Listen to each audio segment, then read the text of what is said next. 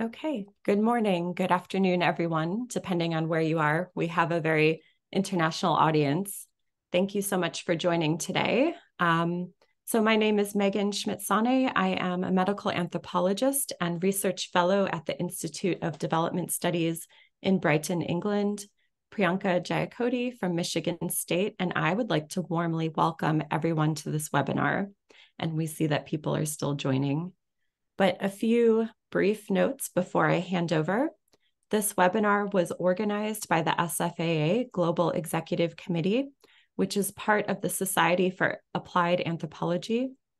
SfAA Global aims to promote networking and dialogue among applied social scientists around the world. We will share a link in the chat in case you would like to get involved. Finally, this webinar will be recorded and posted on our website after today. The format for today will be discussion-based, so please feel free to post comments or questions in the chat as we go, and we'll do our best to answer either in writing or verbally. And we strongly encourage participation from everyone. It's my great pleasure to introduce our moderator for today's conversation, Professor Lenore Manderson. Lenore is a distinguished professor of public health and medical anthropology in the School of Public Health, University of the Witwatersrand in Johannesburg, South Africa.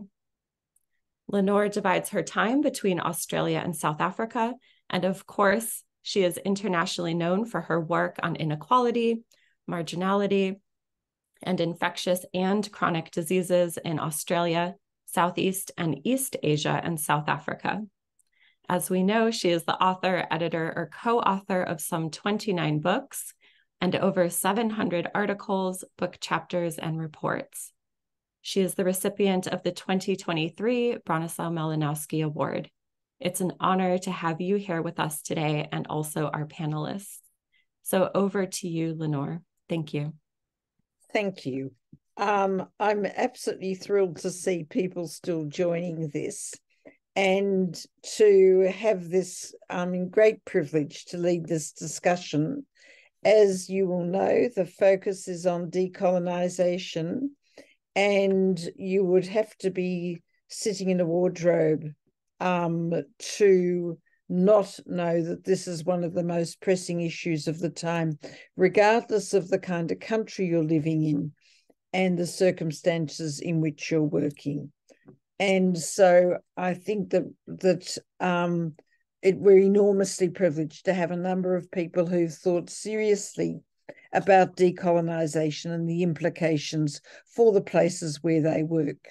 And I do understand that in some cases, it's difficult even to raise the question of decolonization because it's so contested in their own environment. And again, we would all be well aware of that at the present. The way we're going to proceed is I'm going to ask the panelists in turn, firstly, to introduce themselves and to make a couple of opening comments about their take on decolonization, what it means to them, and how they want to proceed, and what they think is required of members of their own institution in that context. I'll ask them other questions, and after about a half an hour or so, I'll open it up for questions. I thought I saw a Q&A and it seems to have disappeared. But if you have questions, please feel free to put it in the Q&A now, and we'll try and get through to them. My own feeling is that there will be more questions and more discussion than we'll even have time for. But I'm going to begin. I told people I would begin alphabetically, so I'm going to begin with Girish Daswan. Please introduce yourself, and please explain to those of us who are listening to you what decolonization means to you or for you. Thank you very much, Nora. My name is Girish Daswani. I am currently an anthropologist at the University of Toronto. So my campus, including my department of anthropology, where I teach, I learn, and I work, is located in Toronto, on the land of several indigenous peoples, including the Mississaugas of the New Credit, the Anishinaabe, the Chippewa, the Haudenosaunee, and the Wendat peoples. It was the subject in 1701 to the dish with one spoon, wampum belt covenant, a treaty between the French, the Haudenosaunee, and many other nations who pledged to peaceably share and care for the resources around the Great Lakes. I think land acknowledgements such as these have become important, but also regularly used in university campuses as a part of thinking around settler colonialism and decolonization.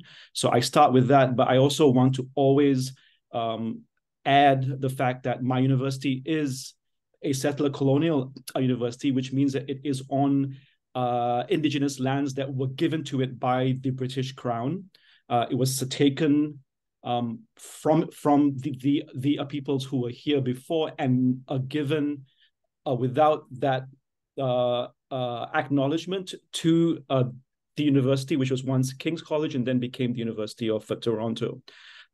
So for me to respond, just to give you a bit of a background as to who I am, my ancestors come from Sindh, which is now in Pakistan, and they were part of a diaspora that was formed out of a partition of Pakistan and India. So we have no homeland, but at the same time, I want to also draw lots of parallels to 1947, when lots of partitions were taking place between Pakistan and India, but also between Palestine and what we now call the nation state of Israel. And these partitions were a product of colonialism, and I am a product of colonialism. My family settled all over the world. My dad's family are in West Africa, Ghana, and my mother's family is in Southeast Asia, Singapore. I grew up in Singapore. And then from Singapore, I moved to London, the UK, and then I'm here now in Toronto, where I work and teach. Decolonization for me is not a metaphor, to cite Eve Tuck and Wayne Yang.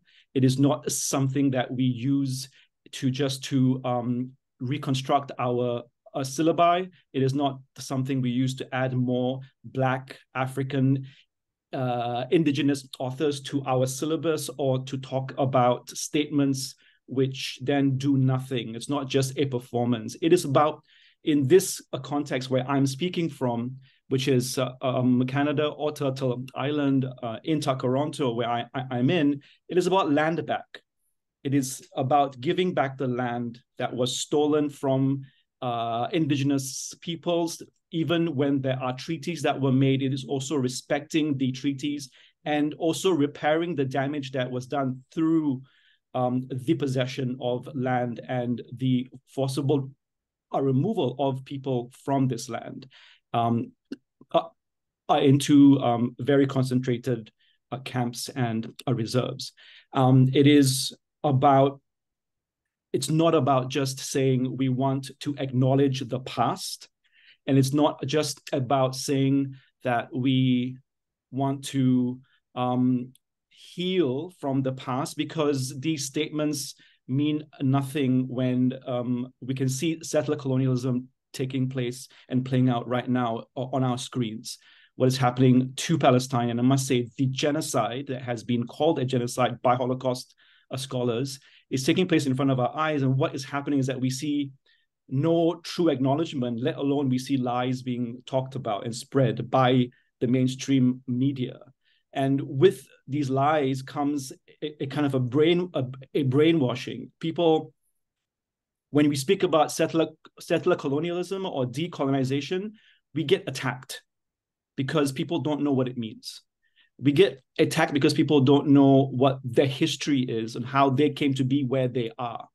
So I think I'll start with that. I'll let people speak and perhaps I'll come back. But I think we need to know how we got to where we are and what it took, how a European colonialism and now American imperialism has affected how we all think about the world and how we all live. So basically, Orientalism, racism, the division of people according to civilizations, quote unquote, has not gone away. We still continue to live with the legacy of colonialism. Thank you. Okay, thank you. Very much. The next speaker is Divine Fu, but Divine is going to be late. So staying with my alphabetical introduction, Adriana, I wonder if you would like to introduce yourself and make your sort of opening remarks about how you understand decolonization and what you think some of the urgent issues are. Well, thank you so much, Lenore. Thank you to the organizers, Megan, Priyanka, and to everyone for being here. I'm happy to be talking about one of my favorite obsessions, the question of decolonization. I can say a lot about what decolonization means to me, but since it's just introductory remarks, I will say that I'm originally from San Juan, Puerto Rico, where I was born and raised and where my family still lives. And so I am Puerto Rican, and I have been diasporic Puerto Rican in and out of the United States since I was 16 years old. When I went to college, always with the intention of returning to Puerto Rico after completing my studies, and still haven't found a way to do that for reasons that we can go into. But which are squarely within the realm of our conversation here, because Puerto Rico is a colony of the United States. And just picking up from where my colleague Girish was talking about, not only are we living with the legacy of colonialism, but we're living with ongoing colonialism, right? Which is part of what you were just saying, Girish. In my case, that is very present in my life. I am a colonial subject of the United States, not just an imperial subject, which, you know, a lot of people are imperial subjects of the United States. I'm directly under political subjugation by the United States as a Puerto Rican, as are 3 million Puerto Ricans who live on the island. And we can talk about the relationship of diaspora to colonized places, right? That's an interesting question as well. I live in Florida. I teach at Florida Atlantic University, where I'm an associate professor of anthropology and comparative studies. I've been here for only a year. Before that, I was a professor of anthropology and sociology at Kalamazoo College in Michigan. So like many other people here, I've got a Michigan background, and I lived there for 12 years. But now I live in Florida, which is let's say, an interesting place to be in right now, especially to be thinking about these issues. But I am, in a sense, home as well, because Florida is Taino territory. My ancestral indigenous homelands include Florida and all of the Caribbean through our indigenous ancestors, whom I do claim. So that's geographically where I am.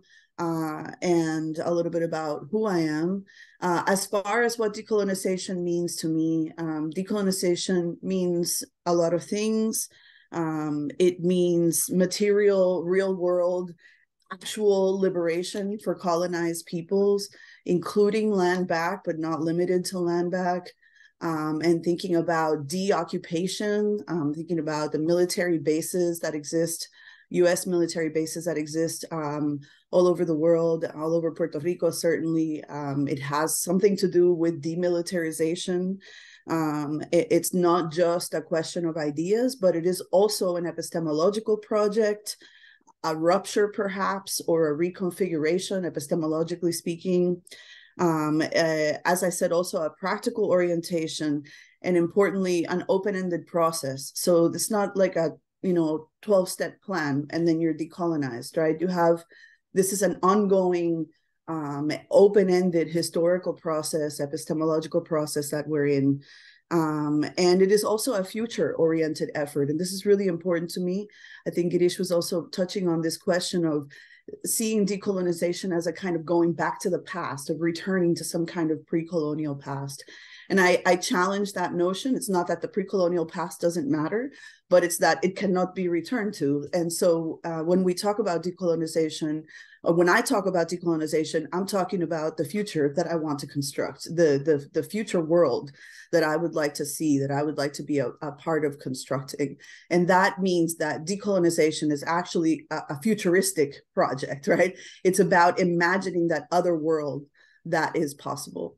And so I think I'll leave it there for now, but hopefully we'll return to these themes. Thank you. Thank you. You've raised some really important points I would like to pick up later. So I really appreciate those comments. David, would you care to introduce yourself, please, and give us your comments around decolonization? Yeah, thank you very much. Hope I'm audible. I am called David, first name, second name, Kawama Fiji. I am based out of Uganda, in East Africa, at Malaria University.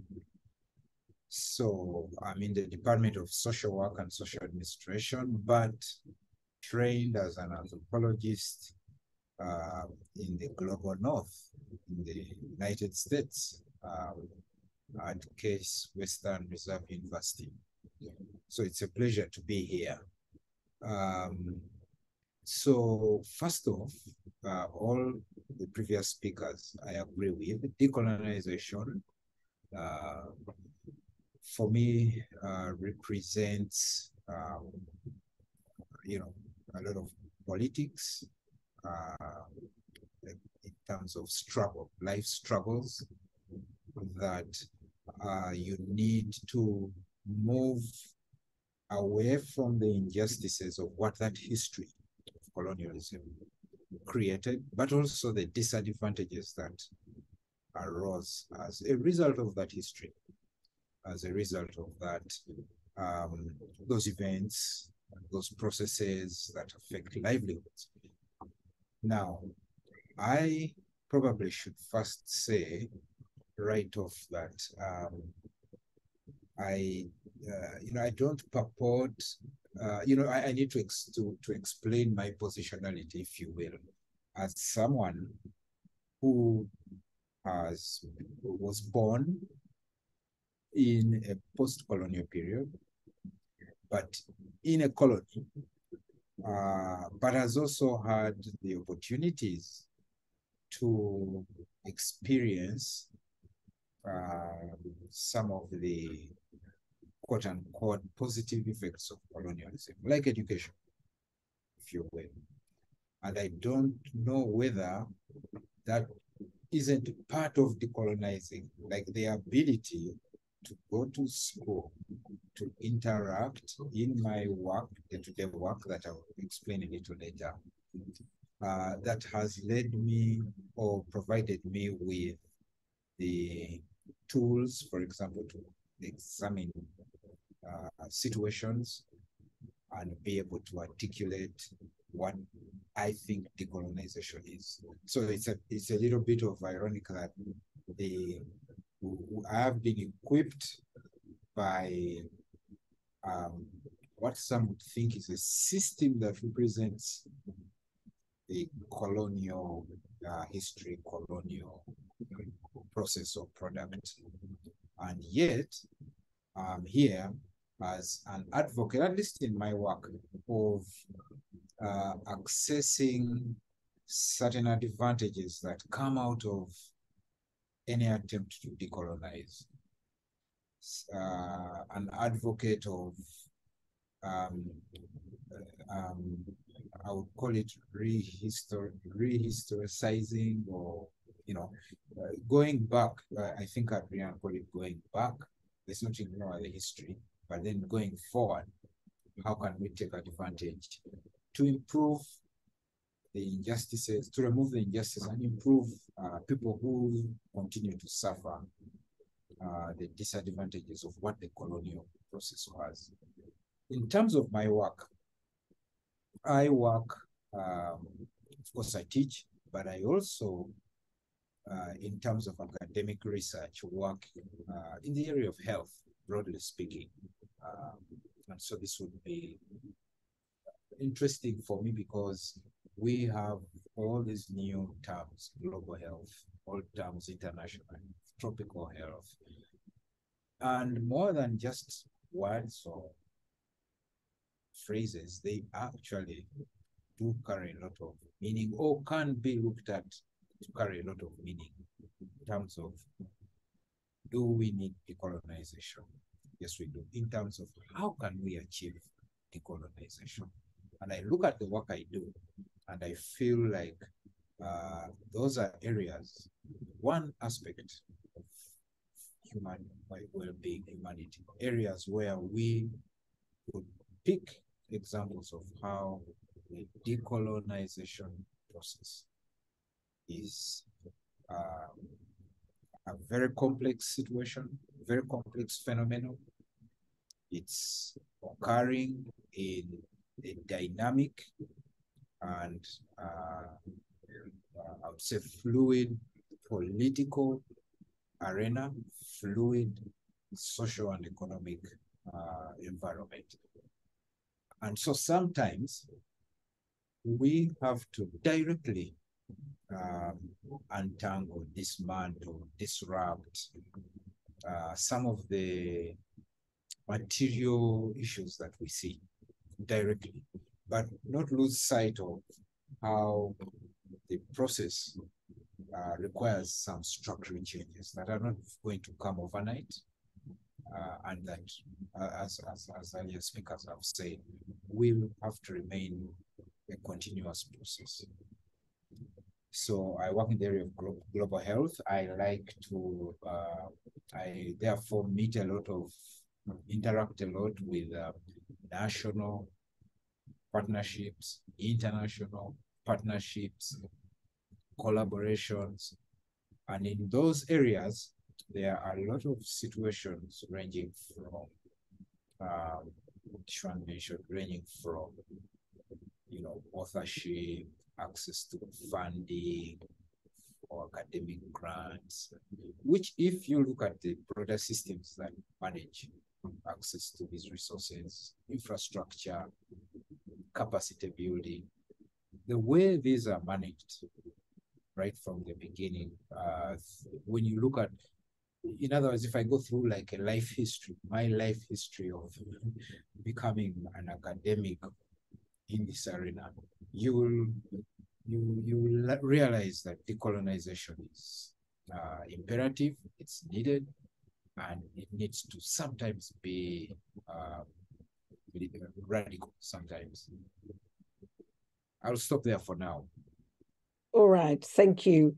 Divine has not joined us, but at some point when he comes, then I'll introduce him and invite him to speak, assuming he does.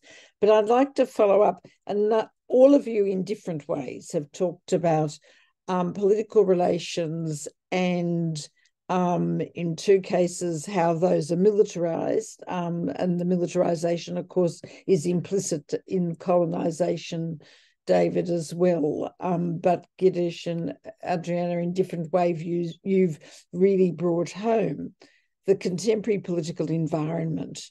And what I'd like you to reflect on is the relationship between the political environment of the present and or the politics of a past regime, and how that has impacted on scholarship and knowledge making, and therefore also, of course, on epistemologies and dominant patterns of understanding.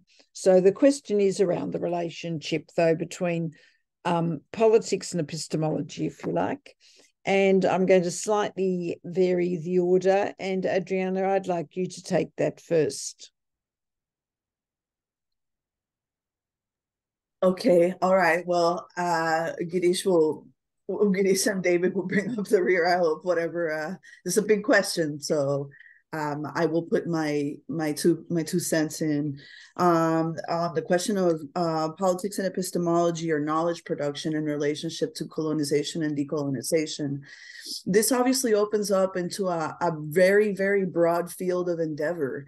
All the way from reconceptualization of the university to an overturning of the fundamental paradigms of science, evidence, even history itself, and the predominance of English in the production of knowledge around the world, so on and so forth, the dominance of first world countries with regards to all of those resources that David was just talking about, funding, capabilities, resources, and infrastructure. So the question of knowledge production is tied to the practicalities of empire and the investments of empire. And so we ask the question, why has it taken so long for decolonization to become a central topic within anthropology? It has to be because anthropology was always part and parcel of the colonial project itself. And so why should we expect anthropology to be decolonizing when in fact it was, as I said, part of the colonial project of knowing the colonial other. So then the question of knowledge production can be answered from so many different directions, all the way from the conceptual, the changing of paradigms, to the practical question of who is doing anthropology, who is producing knowledge, who is receiving education, like David was just saying, who has the tools to be able to engage in knowledge production in the way that we have defined knowledge production, right? And so all of these variables are constantly shifting and changing. It makes it difficult to answer this question, no? Because it's there's so much that is involved there.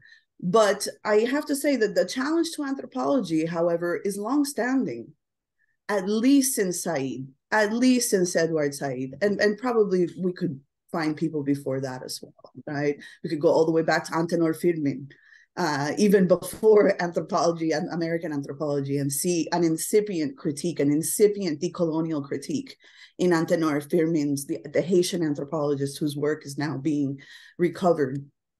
And we can see that as an incipient stream of decolonial thought within anthropology. But this question is not disciplinary. This is a question that goes beyond anthropology, right? That question of knowledge production and decolonization or the coloniality of knowledge production first, and then, it's decolonization. No? So yeah, I'm happy to talk more, but I think I'll stop there and just see what other folks want to chip in, and hopefully go back and forth a few times. Yeah, I mean, thank you for that final point too, because in fact I wasn't pinning it to anthropology. I did mean the academy in the broadest sense, and challenges around political relations and epistemology. David, I'm going to come to you and then ask Girish to then follow through. So I'm doing first name alphabetical if there's any logic to this. David. Right, thank you. Politics, yes, politics is intertwined with this process of decolonization, this process of, because it is the events or the phenomenon that we seek to decolonize, such as knowledge production, who produces the knowledge, what institutions, who, the funding and the disciplines generally, how do we define them, is cannot be separated from the politics that creates all the that leads to those power symmetries that we see when we are defining, say, ontologies, a knowledge, a body of knowledge. So as I said, of course, for me, my perspectives, for example, are specifically influenced by a few things, like the specific geographic area I'm in. So the politics in that area will influence certain knowledge that I will produce, how I will view it. So if that politics in that area is one that sort of disadvantages me in the larger arena, it means I will not be able to produce certain type of knowledge. Or if I do, it will not be the kind of knowledge that would be considered in what we've naturalized, considered to be of value for well-being. So I give the example of health research, academics.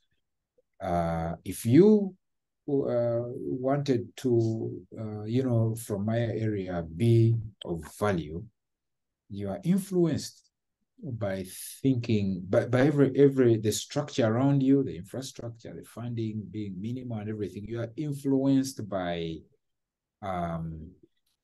your direction, the direction you tend to take by either being viewed as someone in a life struggle and you're trying to liberate, and you're something that sometimes is just being downtrodden by whatever the system might be that you're fighting. So for me, I think that, of course, if we are talking of decolonization, it is on the one hand a political endeavor. It has to have politics involved in, because you're trying to fight some injustice or some disadvantage. And that is impossible to do when the system that created the injustice is by itself definition a political system. So the politics of today is very important. So for example, I come from a country where you have to be brave to fight for certain human rights, such as the way we label our gender, your sexuality. And yet, when you try to fight those, sometimes you are told it's because, and they may be true, it's because of your history in the knowledge about science, your schooling, and where you live, sometimes, of course, in the US, and you try to argue with the fields that are promoting a lot of injustices, that this is scientific, this is just human being. And sometimes you can run into certain trouble and you realize it's a structural political issue. So I'll stop there. Okay, thank you. Yeah. Divine, you can welcome and you can hear roughly where we're going. Hello. Nice to see you and thank you for getting here. I'll come back to you at the end and I'll let you just listen to Girish. What we're discussing is what's inhibiting shifting paradigms and what the political environment is and how politics interacts with the intellectual or the scholarly program. So I'll just let you think about that, and then I'm going to ask you a particular question and ask you to introduce yourself then formally. Girish, would you like to continue on with that, which is around the relationship between, I think actually in the context of what you're talking about, the political moment and the ways in which intellectual work can or cannot proceed? Thank you. The thing is that we've come so far, yet we haven't come very far at the same time. And the problem I have with decolonization, or the problem I have with thinking about how knowledge production and the kind of epistemologies that we work with are being problematized. But the problem is that the structures, basically colonialism was not an event. It's about a process and it's about structures. It's not me saying this, but the fact that it's ongoing means that when we talk about the university and how we get our education, we continue to think about who gets to say, who becomes the expert in talking about things, who gets to go to the universities, which are the ones that are the Ivy League universities, the elite universities. Where are they based? Which geopolitical allocations are they based? Just to give you a very quick story, I did my undergraduate degree in Singapore. I did the sociology. When I was ready to do a postgraduate degree, my teachers, all racialized, all Singaporean, said to me, you can't do it here. You have to go. You have to leave. Go to the UK or go to the US, because that's the only way you'll get to be taken seriously. So I left to go to London, and then I got my PhD there. So I went back to the Imperial Center, or the colonial center of power, which colonized both Singapore, Ghana, where I work, and the place that I was born, where my ancestors came from, which actually were the first places that actually came up with a PhD. The colonial PhD came out of the UK and was then basically exported, or people came to the UK to get their PhDs. Things haven't changed very much. All that has changed is the geopolitical locations now have shifted slightly to the US. Almost all my colleagues have their PhDs from Ivy League universities in the US. It becomes about how we become almost a caste kind of onto ourselves, which means that we come from, or we tend to reproduce a certain class background, a certain set of assumptions that we are then taught from the places that we are gathering knowledge from. So how can we disrupt? How can we change? How can we shake things up if we continue to think through academic theories that are somehow ongoing? And even if we want to radically shift these ideas through scholarship, scholarship has its own limits, in the sense that we are asked to be civil. We are asked to act rationally, not or to be good. When I call out a genocide in Palestine, one of my colleagues says, I know you're trying to do good, but I don't want to walk into this political minefield. It's not about doing good. I don't want to do good. I want to do what is right. Basically, justice is justice. If there's something that has happened factually, if you know a series of events has led you to where you are, you study these events and you speak about the power relationships and the structures that lead you to where you are. So I'll end with this. I mean, knowledge production has its limits because the power relationships and the structures that create that the knowledge continue to restrain or constrain the ways in which we can express ourselves. But it doesn't mean that me as someone who is a colonial and post-colonial subject who can see through these relationships and make the connections between geopolitical spaces, making connections. I can make connections between South Asia, Southeast Asia, the African continent, and what's happening in the Middle East. Once we make these connections and we speak about these connections, we can speak about power, and we can speak about how knowledge can be used to also oppress us and to stop us from talking, or we can use our knowledge to make these connections and actually reveal the things that people don't want to talk about. So what Anne Stoller calls a colonial aphasia, that we occlude and we silence and we erase the things that are actually ongoing. Thanks. Thank you. I mean, I think you've raised a really important point there. I mean, you sort of touched on a personal point, because I trained in Australia, and Australia, notwithstanding the appalling record of colonization within this country, when I did my PhD, the advice was the same.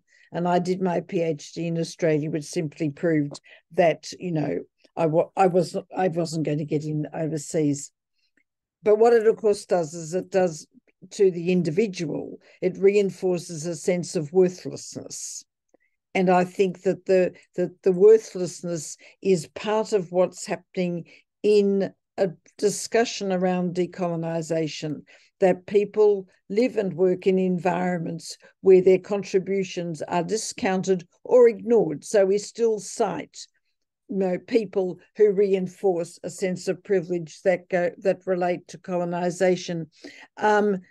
Divine, at this point, would you introduce yourself and really pick up anything that's been provocative that you've listened to?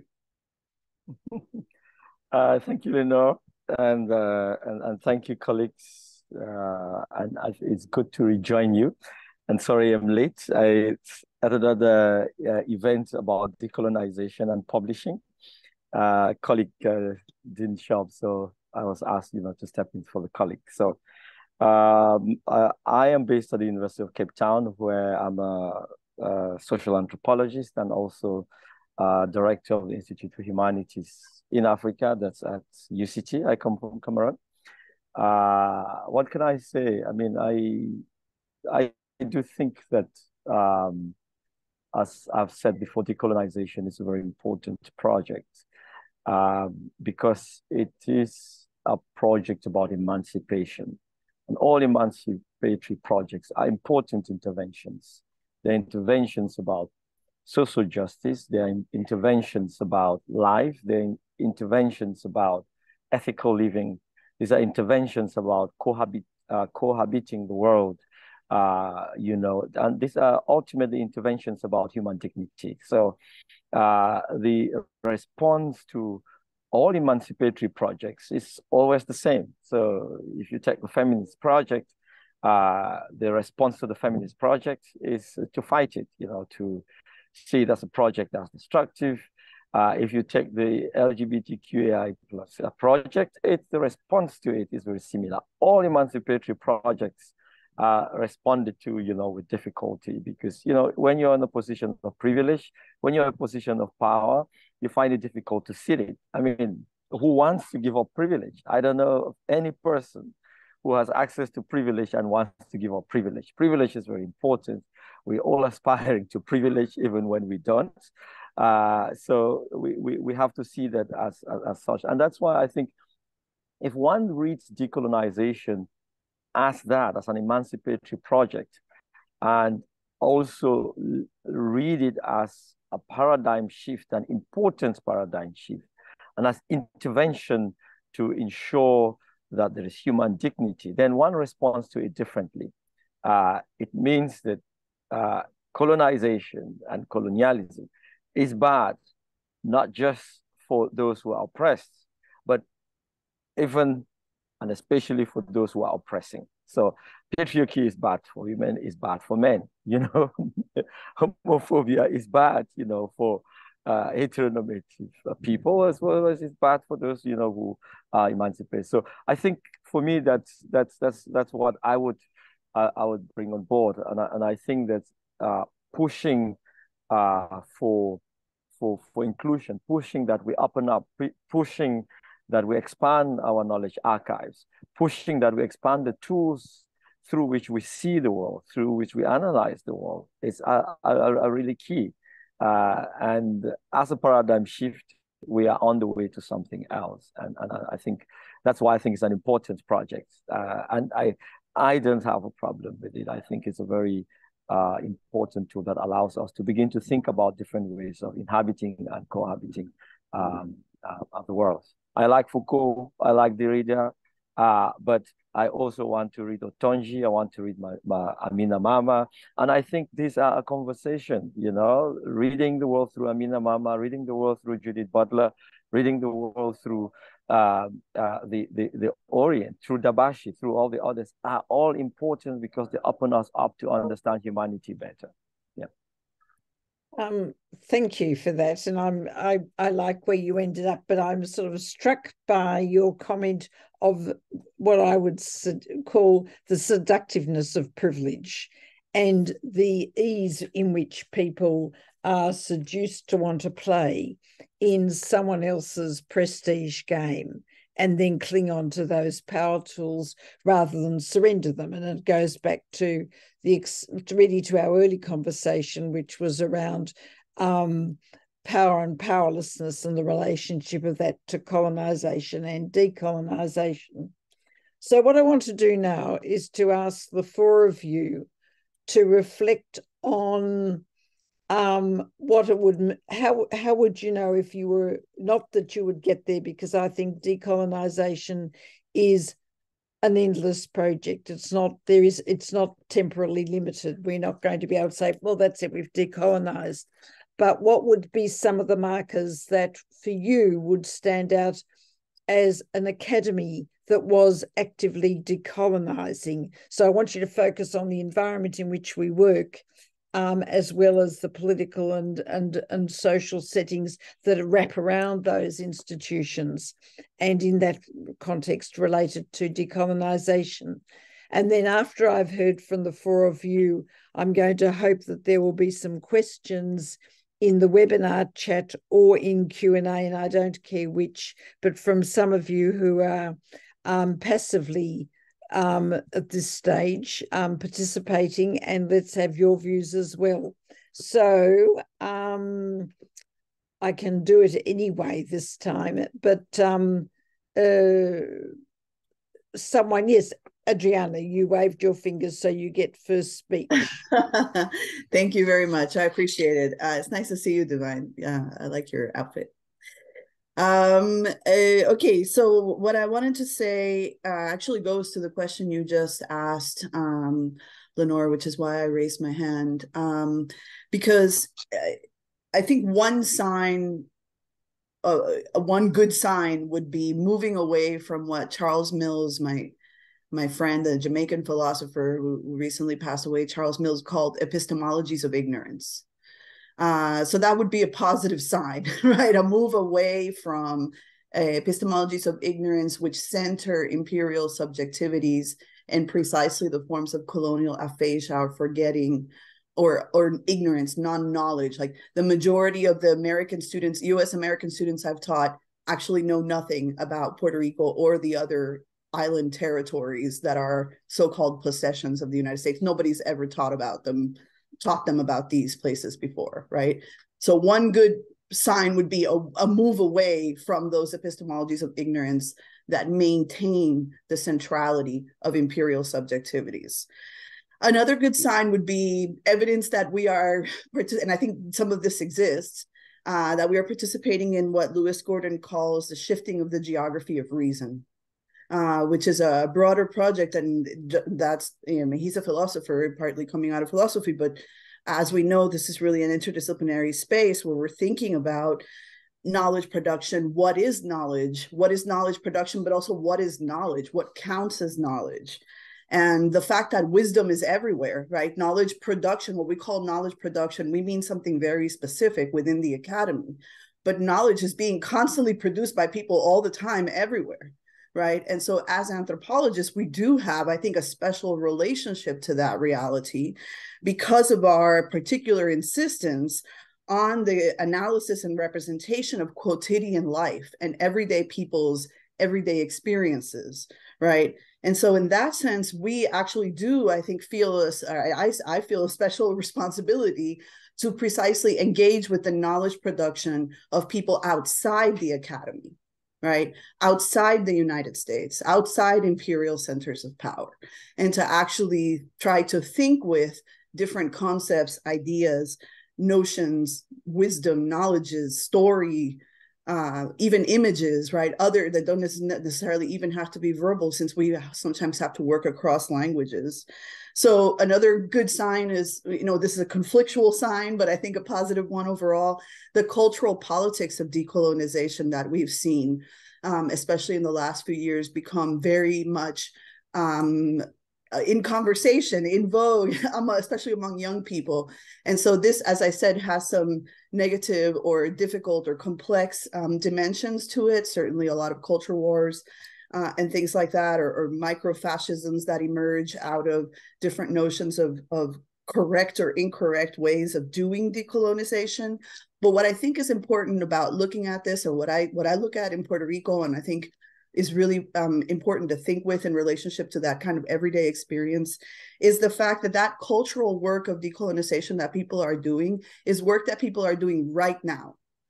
We don't have to wait to be decolonized formally to engage in an epistemological process of decolonization, or in a cultural process of decolonization, or in a shift in the geography of reason and the ideological foundations that we have. I'm speaking, as a Puerto Rican in Puerto Rico, like what are the epistemological foundations of knowledge? Forget knowledge production, but just of knowledge in Puerto Rico. And that itself is a huge project. So I think that process of cultural battles, cultural debates, as painful as it is necessary, and is actually probably a good sign as far as engagement with decolonization. One final thing I'll say in this regard, there's so much to say here, but one final thing I'll say here in this regard is that another good sign would be the a stop to the destruction of public universities. I mean, we can talk about the colonial legacies that are embedded. It's important, it's necessary, urgent to talk about the colonial legacies embedded in universities and in the university project. But it's just as important to realize that the destruction of public universities, such as has happened almost entirely, University of Puerto Rico has had 75% of its budget slashed through the austerity policies implemented by the United States in Puerto Rico. Right. So this is part of the colonial project, is the destruction of public goods, of the commons, of shared things, like the possibility of constructing a different way of thinking about Puerto Rico, the possibility of generating new paradigms, not just for Puerto Rico, but for colonized people around the world, and really for everyone. Okay. Thank you. Girish, do you want to come in on that, and then David, and then back to Divine? Yeah, I want to thank Adriana for saying what she said, because I think it's really important to speak about the defunding of the public universities as well. And I think there's a lot of a relationship to how we teach and what we can teach and what we can say, or how we can disrupt and how we can refuse the university, because like a lot of things that are happening right now in the world with Israel and Palestine has actually, and also with regards to the policies that are taking place across North America, Europe, show that for example, at least I can speak for North America, donors have a very because of the lack of public funding, universities depend on private funding. They depend on the donors, and donors have a lot of power, not just in giving money, which is great, but in steering the political conversations or in silencing political conversations. So you see the silencing of students, the silencing of faculty, the silencing of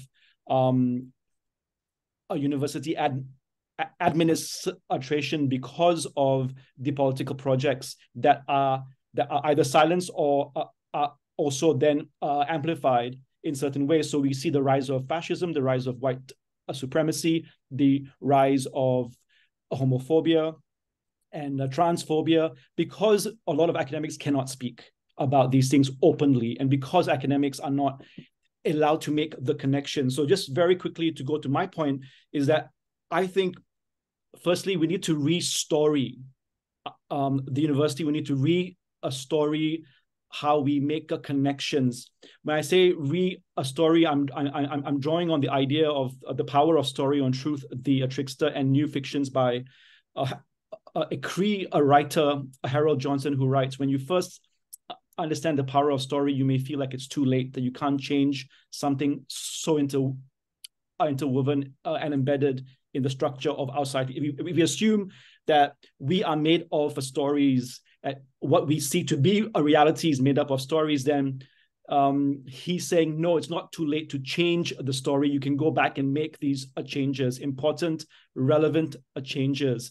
We need to be able to re-edit these stories by making connections the way that we need to make connections between Black liberation, between the Americas, between enslavement and also indigenous dispossession of land, with Asian colonization, with European imperialism. Make connections between continents.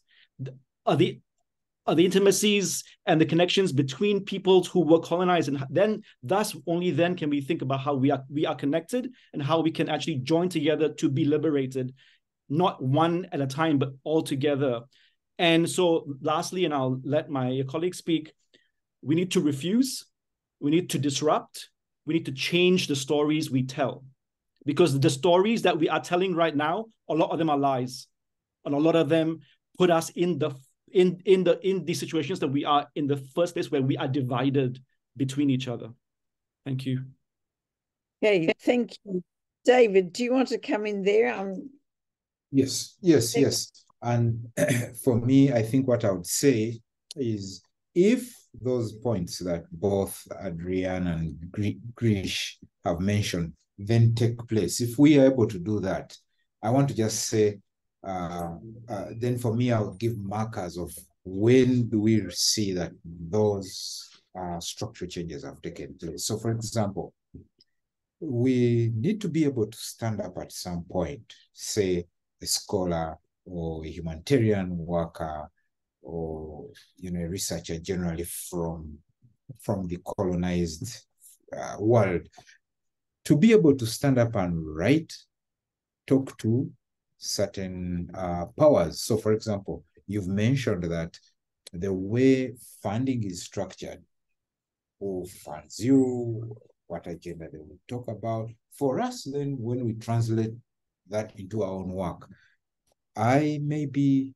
in the humanitarian arena, for example, as a scholar or a researcher or whatever, and I cannot say certain things I need to say, certain injustices I see, certain disadvantages I see, because if I stood up and said, wait a minute, I don't think this funding mechanism makes sense, you're not going to change the structural problems of, then you will never get funding again. In fact, what you propose as a report will never reach a marker of a good grant, like be funded, be published. The next big partnership that comes up in the arenas that we work and is looking to fund or something, will have black marked you or seen you as some, this person is not capable or something like that. We have been in places where we are told that you have diverted from what they call the standard. And you can't write back. You can't write, you can't explain, you don't have a forum to explain why this is happening. And some people who do not even have an idea of where the specific geography their work is being done. They've never even visited that geography physically. And I'm not saying you need to visit physically. You find all these administrators writing and giving you rules, and you can't say, I don't think that work is helping. We are not empowered enough. So you sit like any subjugated person and you say, okay, we look forward to the next. We need to stop scrapping to survive. And that means we dismantle some of the systems. If we are able to change, for example, the way knowledge production is thought about, then we might see some of that translated into these practices I'm talking about, or processes. Otherwise, at the moment, I could point to each and every, nearly each, not all, research collaboration I've been a part of in the last 15 years. Nearly all, not all. Whether it's a short term, long term, what term. And you're just there, in fact, because you feel like you're not liberated enough to say you can remain either a different voice, but still advocate within that structure. You're either in or you're out. And those powerful bodies you're talking about, whether it's philanthropists, whether it's the academic bodies, institutions, yes, may need to be dismantled imperatively, very, very, very rapidly sometimes. Okay. Thank you. Thank you. Divine, I'd like to invite you to make some comments, and I'm going to actually very quickly summarize the questions that I've got before me, and then invite you all again, depending on time, to make another comment. But Divine, the microphone is yours. Thank you very much. Like the concept of the microphone is yours, Virtual. Yes, I'm going to try to, I think, make a number of points and see how they interlink into where I think we should go. I'll start by raising what we've all raised, that we have inherited institutions with particular DNAs, and also that we have gotten into a context where knowledge production is now intertwined with corporatization, which means that actually there is no patience. Patience even has no patience or patience. So there is no time, and we don't have time, and we don't even have time for time. So that's one challenge that we face. So, and then the second is that now, because of this, we have forgotten that the university is a particular project. And the university, Latour talks about the black boxing effect, that the university itself, what we've inherited, hides its very purpose. And what we need to think about is to think about its purpose. So we can talk about change as much as we want.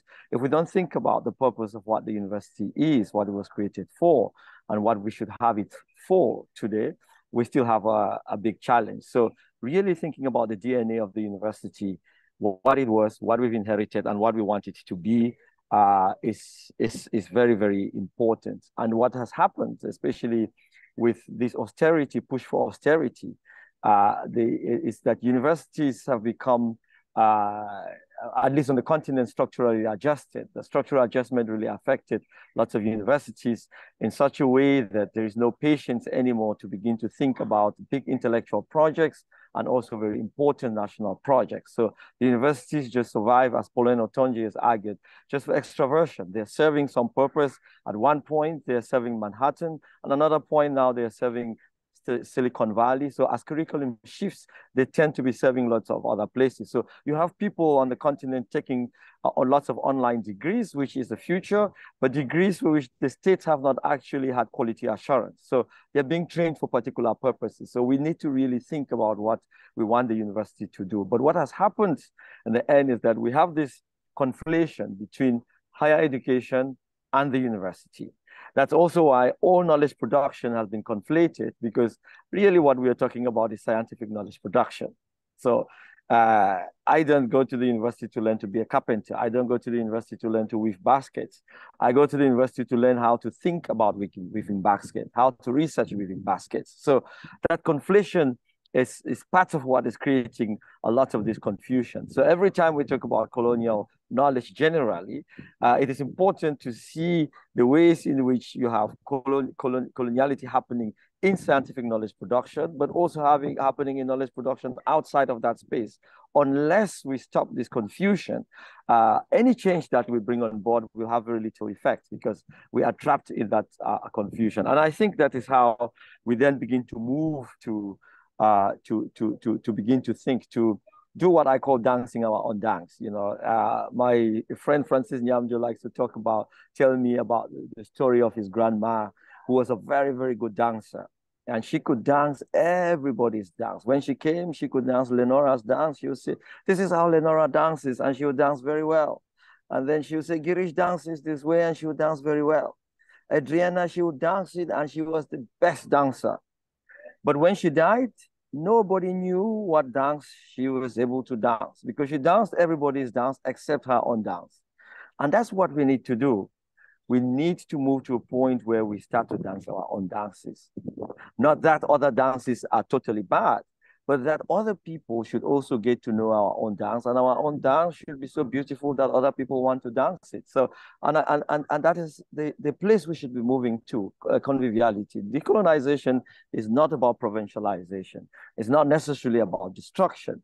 It's just expanding our tools and our worldviews. But it means investing in understanding how we research knowledge, how we think knowledge, how we theorize knowledge, finding new concepts, finding new tools. And I think that's the change that I would like to see, you know, happening from this side. When that starts happening, when we start introducing new ways of asking questions, not destroying the old ways of asking questions, but just introducing new ways of asking questions, I think we have begun to do the decolonial project. Because if you destroy the other, you're doing exactly the same thing that you are critiquing. Because the problem with what we call Eurocentric knowledge is that it creates this amnesia and erasure.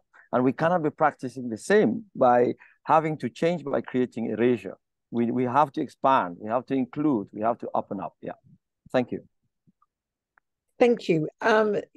If we were a little bit further on in time, I'd say that was the perfect sort of way to finish this discussion, but we have more time, and really what you've done is provide a whole series of provocations for people again to come back. But I want to very quickly just summarize some of the questions. I'm not going to give people's names on this. There is a question which I see Girish is typing an answer to, which is around the hypocrisy of institutions who support the idea of decolonization in the classroom, but are not prepared to take a political stance on an issue that demonstrates decolonization. And whilst the example focuses on Palestine, I could give an example from Australia around the silences within the academy around the failure of the referendum change to acknowledge Indigenous Australians' voice in Parliament.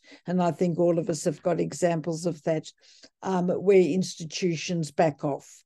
There's a question around, again, being trained in, being advised to be trained in a university that has prestige for one's own career, which and relating to that, a question around advice for anthropology students, a question around research methodology and decolonizing method, but related to that, a question from someone else around the language of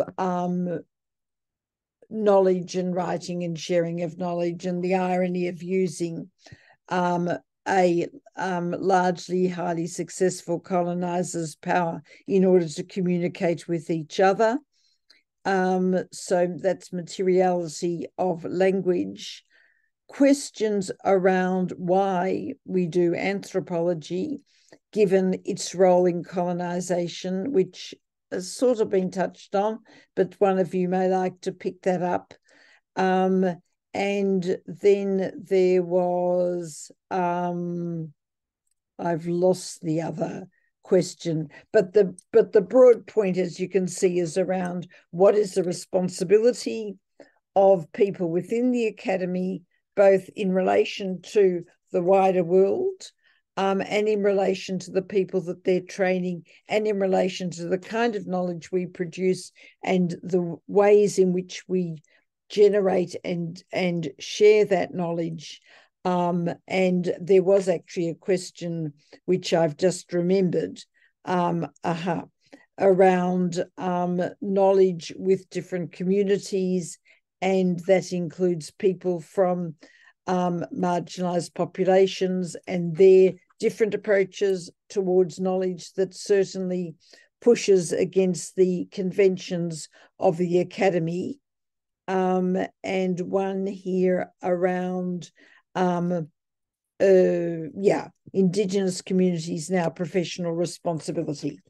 But I think, so you have those questions, but I think I would also like to go back to that question around our own practices and taking up the challenge which a number of you have now raised around sort of the geography of knowledge and what counts. And Adriana, you raised the point of geography of reason, and your point, Divine, around being able to dance your own dance in a place that judges the worth of the dance against very specific paradigms of what constitutes knowledge and counts not only for knowledge, but, for example, for employment. So I'm just going to invite, we do have time, including time for others if you want to ask questions. I'll handle them again this way fairly quickly. But anybody who would like to start, there are 4 of you, and all I'm going to do is say be relatively concise in your response, so we can get through at least another round.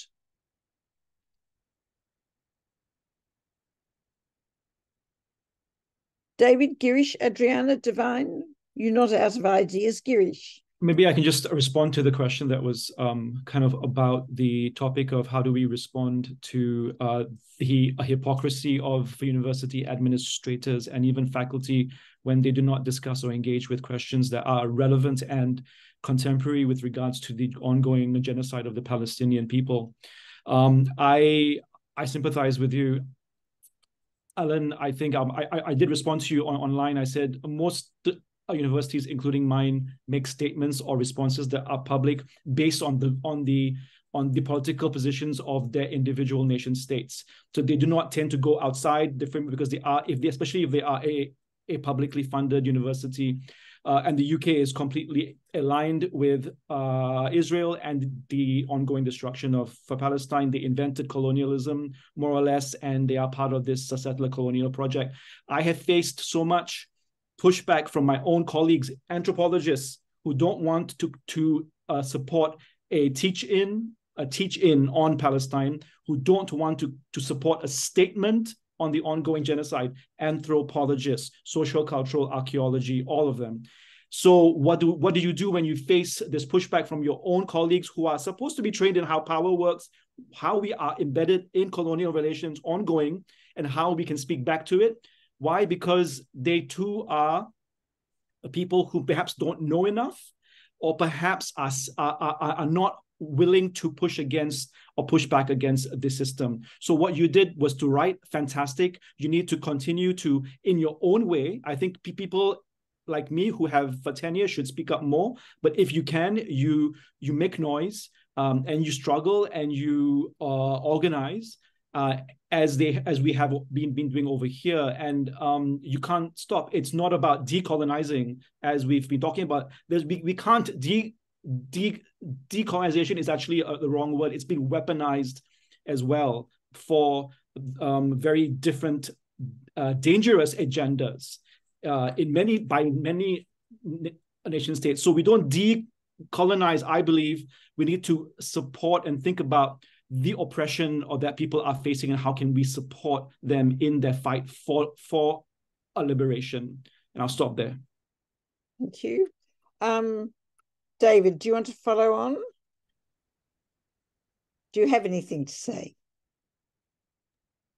Yeah, I would have very little to say, but I saw questions about if we are studying anthropology as colonized people, or that this discipline is already born out of colonialism and all that. Is it still necessary for us to study the discipline? Should we even, be bothered? And I'm thinking, yes, we would need to understand the strategies that were deployed in the colonial phenomenon, in the colonial process, so that we are in a better position to understand the consequences and thereafter how to dismantle or disrupt. So even if it is in, for instance, the academic arena, for us to understand how maybe disadvantages occurring, even with well-meaning people, well-meaning processes or structure, we need to still understand how that came about. How do these policies get structured? What are the strategies? How does the funding flow? The question about, should I go to R1 research university if I'm going to have a career? Why would that be an issue? And you need to consider it. So we need to investigate that. And you can't do it if you do not start from learning from within, you understand? So I feel I was very lucky, not that I went into the discipline knowing how much it would have helped me to see the tremendous disadvantage, learning its history. But we need to be engaged with the colonial process. So we can't leave the history behind. And one way to do that is just to continue in this study, in this discipline, so that we we are in a better position to try and reshape it, if you will. Whether that shaping means dismantling some things, so be it. Whether it's rapid or it's an incremental, open-ended process, I think in some aspects it's going to remain open-ended, incremental. It has to, some things, rather than radical. Sorry, right. I'll stop there. Fine. Adriana, I wonder if you want to come in, and you do see that I think that there is in the Q&A a comment about what do you advise Puerto Rican students who want to go back home after they've trained to contribute to decolonize methods in the academy. You don't need to answer that. You may have a broader question, in which case you can answer that just by typing. Thank you, Lenore, and thank you, Alexandra Benitez, for that question. I'll do my best, although I might cry if I start trying to answer that question. So I don't know, no promises, but thank you, first of all, to my colleagues. I've enjoyed so much all of your comments. It's just wonderful to be in your company and to get, nutrition from being in your company and listening to your thoughts. So as far as the questions we've received, I want to address a few of them. Somebody asked about Amerindian or Bolivian indigenous methodologies and epistemologies, if they're important. Yes, please do that. Please go in there. Please innovate. Please cite Bolivian authors. Please cite indigenous people, indigenous knowledge holders. Absolutely, this is really important. And we have to find a way also of talking about folks that doesn't reinforce colonial concepts in the way that we describe them. So Indian is maybe not a word you want to use, but you could, indigenous also doesn't solve all the problems. Neither does Bolivian, for that matter, and so on and so forth, right? So just the problematization of language there, which is another question that someone asked. Yes, so we are talking in English. Puerto Rican, as a Puerto Rican, I don't have a non-colonized language. My other language is Spanish, a little bit of French and Portuguese. All of these are colonial languages. Other folks do have indigenous linguistic practices, and those are important to cultivate and continue growing. But even when we are speaking colonial languages, what matters is the content of our thoughts, the content of our words, the meanings that we are communicating. And so that is important to keep in mind. It's not so much about the language itself. English is a language that has been used in revolutionary ways all over the world, as well as every other language. So we have to be like Caliban in that way, to cite Shakespeare and use colonized languages to curse the colonizer. This gets a little bit to the question about the master's tools as well. Of course, Audre Lorde is the referent there from that question about whether we can use the master's tools to undo the master's house. A little bit of a similar answer there. If we can figure out a way to come up with new tools, then we should develop those. But that doesn't mean that we have to wait until we have completely figured out how to abandon the colonial legacies and inheritances, or the patriarchal notions, or the other forms of marginalization and discrimination that we have inherited. We don't have to wait until those are gone to be able to engage in some kind of revolutionary process. And the question about anthropology, why anthropology? I concur with David in his answer. I agree, of course. And also, it doesn't have to be anthropology. You can do this work in really any discipline. Anybody can do decolonization work because it's needed everywhere, in every discipline, in every department, in every form of knowledge production. This challenge of decolonization at the epistemological level is necessary, at the institutional level is necessary, at the level of material practices, at the level of how we relate to each other as people, right? Person-to-person relationships. All of that needs to be decolonized. And so it doesn't have to be anthropology. Why anthropology? For me, it's a bit of an accident. I assume for most people it is also. But the one thing that I hold on to is ethnography, is the direct access to people's everyday experiences, the valorization of knowledges that are produced outside of the academy, which then get commodified, appropriated, et cetera, so on and so forth. Yes, but also we have a responsibility to figure out a way of doing something different with those knowledges that we receive and are able to be in dialogue with. In that regard, I want to recommend a couple of books. One is called Research is Ceremony. It's a beautiful book on indigenous methodologies and research. Also, Decolonizing Methodology is a classic book that you should look at if you're interested in these questions. There's been a lot of research done recently in this question of methods.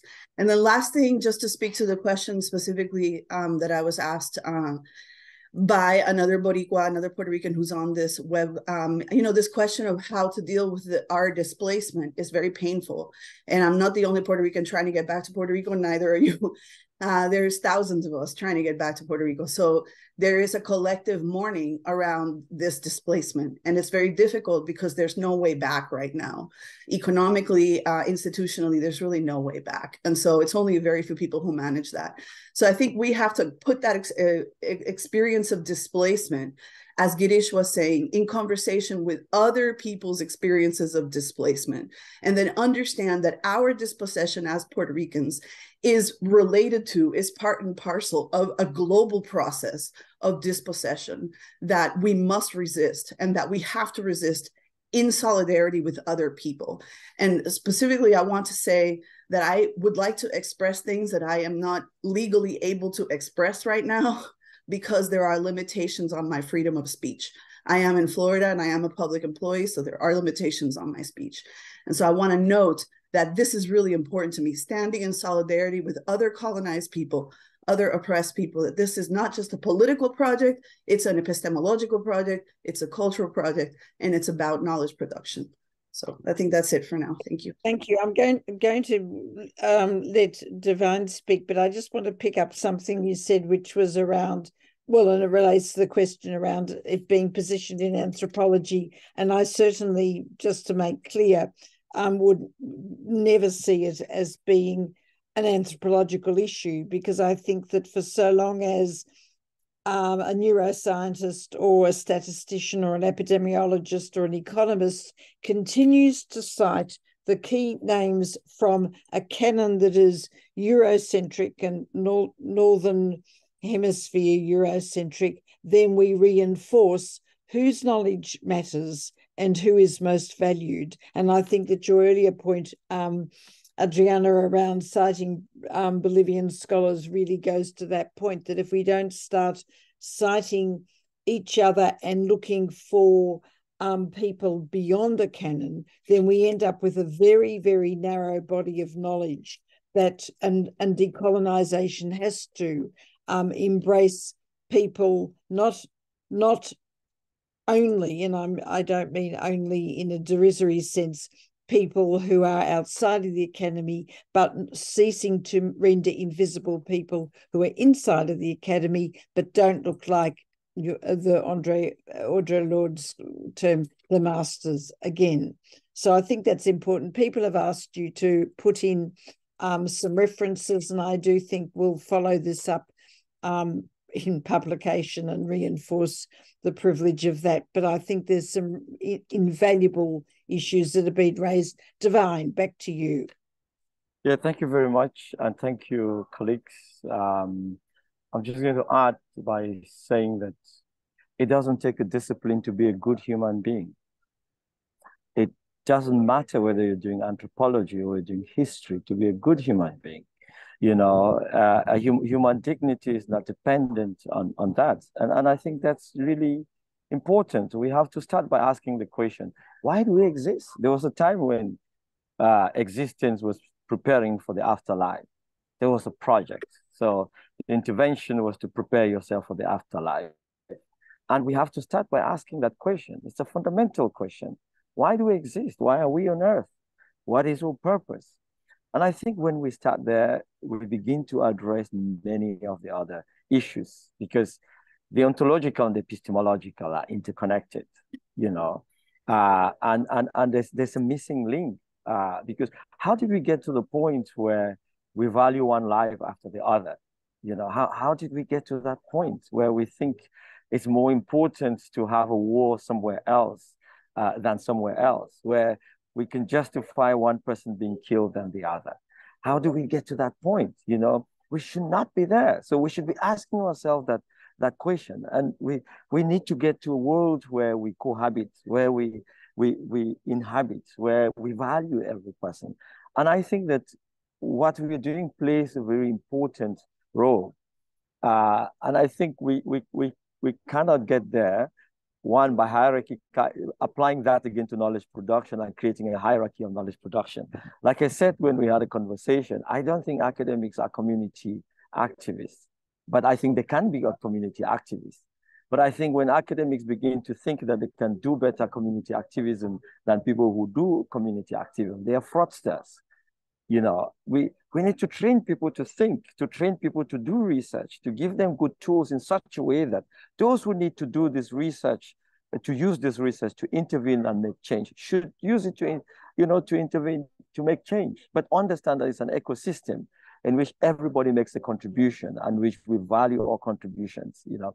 And I think that's where we should be going. For me, that's the decolonial project, you know. It's not necessarily this, not necessarily key. It's just ensuring that we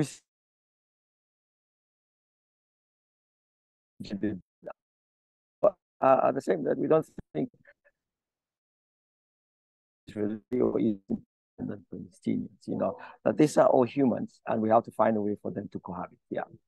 Thank you. So, sorry, Divine, you had a little bit of power instability, which we can blame on ESCOM for those who are reading us from South Africa, but it's okay.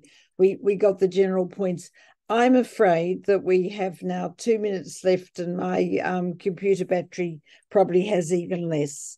I would like to thank Girish, Adriana, David and Divine for your generosity and the thoughtfulness in which you've responded to various provocations and helped us all think around some very pressing issues. Priyanka and Megan, thank you both very much for organising this. As I've intimated, I do want to pick this up, and so I will write to everybody because I think that there is a whole discussion that we need to pursue. So thank you for beginning, Megan and Priyanka, a conversation that is not only timely, but about time and badly needed. Again, Girish, David, Divine, Adriana, thank you so very much. Good morning to those of you who are up early.